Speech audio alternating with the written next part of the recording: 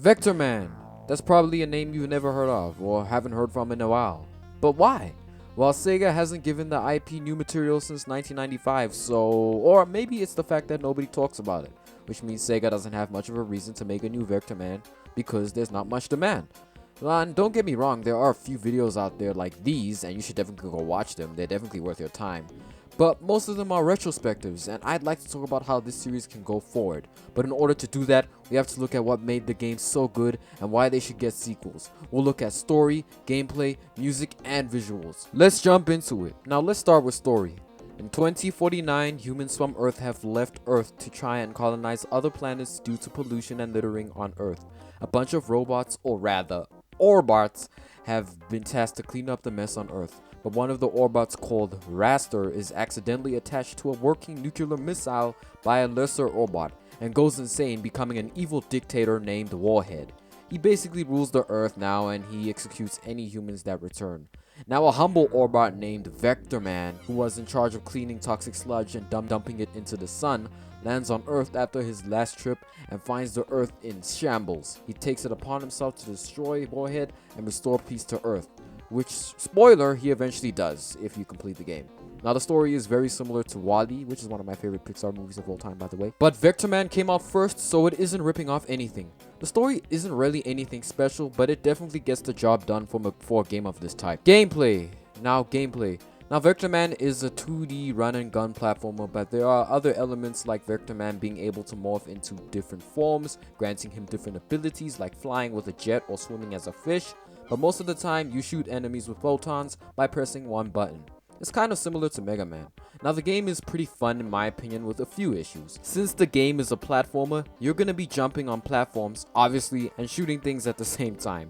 And I actually love how Vectorman kind of has a double jump, which means if you accidentally fall, you can elevate yourself again.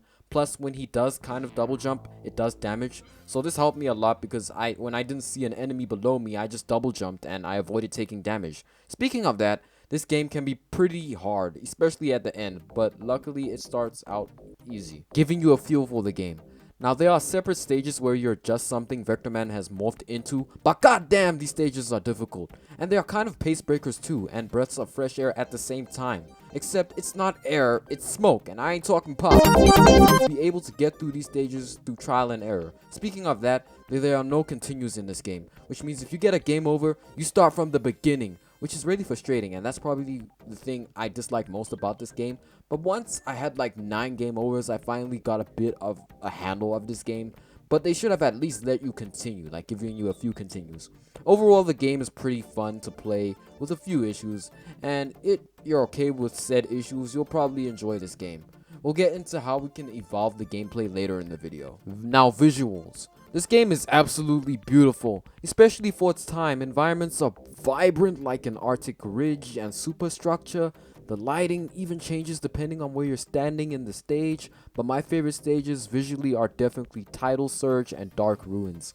This game's visuals definitely show why the Genesis is better than the SNES. And don't come at me, the Genesis is better than the SNES. No argument. Now music. Now since the game takes place in the future, the music is very techno and electropop influenced. Most of the music in this game could also be associated with the Genesis itself, like this one.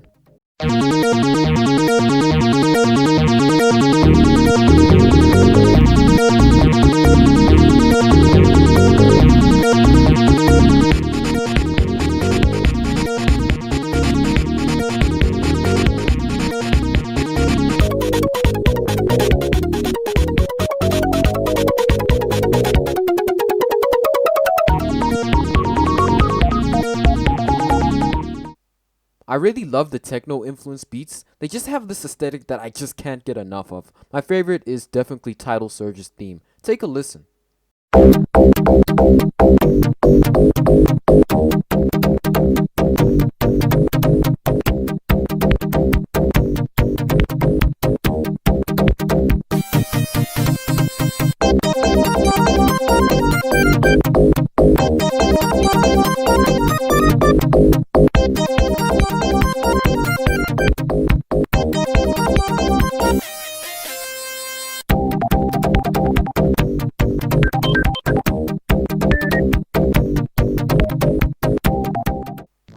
Definitely one of my favorite retro soundtracks of all time. Now, we've very briefly gone over almost everything that makes Vectorman good and bad, but mostly good. Now, Vectorman did get a sequel accurately named Vectorman 2. The game is what a sequel should be. Improvement. There are many more things Vectorman can morph into, and there are many more stages. The difficulty is still at an all-time high, but come on, it's Vectorman. The story also takes place after the first game. Here's a summary of the story from Wikipedia. One thing I forgot to mention is that Vectorman has a lot of personality. He's also a badass too.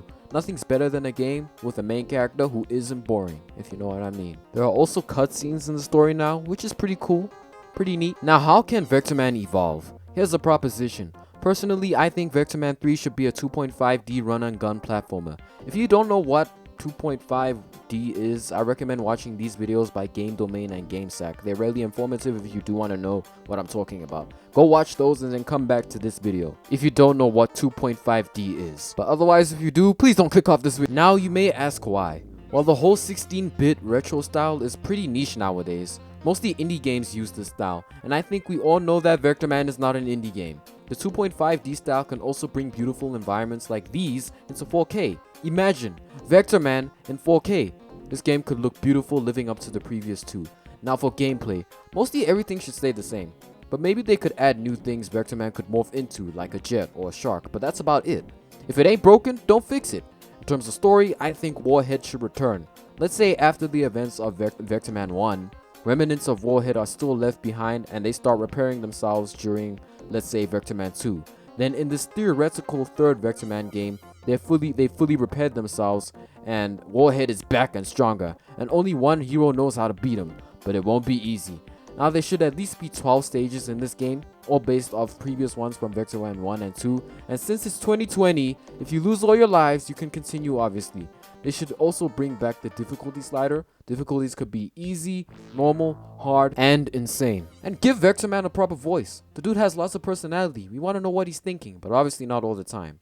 And for music, well, it should stay techno and electropop influenced, because it fits the vibe of the series. Here are a few remasters of the old Vectorman songs just to give you an idea of what the music from the previous two games would sound like on current hardware. And in this current day and age. I mean, the games came out in 1995 and 1996.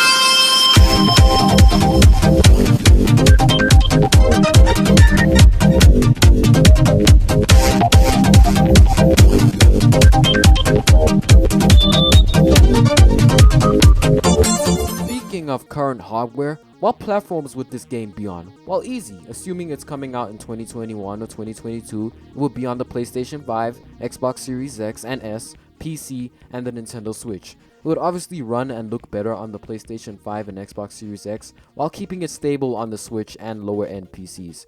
And lastly, they could add multiplayer, local and online. There could be two modes, battle and race mode. In battle mode, you and your friend battle and shoot each other. Whoever kills who first wins. The second player would just be a different color variation of Vectorman himself. In race mode, you race through any stage in the game against another player. Whoever finishes the stage first wins. These modes could also work online, in lobbies where players can spectate other players racing or battling. Get the Phantasy Star Online 2 developers to handle this one. Speaking of development, who would develop the actual game here? Who are the potential candidates for this game? Well, here they are. Dimps, because they have a good relationship with Sega and are very experienced with 2D platformers, or Dotemu, who are known for reviving Sega franchises like Streets of Rage and Wonder Boy, or lastly, Merge Games, but only when they're done with Alex Kidd. But I think Dimps would be the best because they have experience with 2.5D games like Sonic 4. But this will really be up to Sega. It will really be for Sega to decide. And that's what I think the next Vectorman game should be. I really do hope this series can get a revival, just like Shenmue, Streets of Rage, Alex Kidd, and Panzer Dragoon. Vectorman has so much potential, both to make fans happy and do well financially. I mean, come on, something like Vectorman could be so appealing to younger gamers. This could sell really well, given that it's good. It's time our green orbed hero returns. Hey ladies and gentlemen, thank you for watching that video. If you enjoyed it, be sure to leave a like, as I would really like this video to get recognition, possibly even seen by someone at Sega, because that's really what I'm trying to do here. Get these old Sega IPs recognition again, so it would be greatly appreciated if you liked. And be sure to leave a comment and subscribe if you want to see more content from me. We talk about mainly Sega games and Sonic games. Uploads are usually every Saturday, but they can be random at times. Anyway guys, I will see you in the next one. Peace out.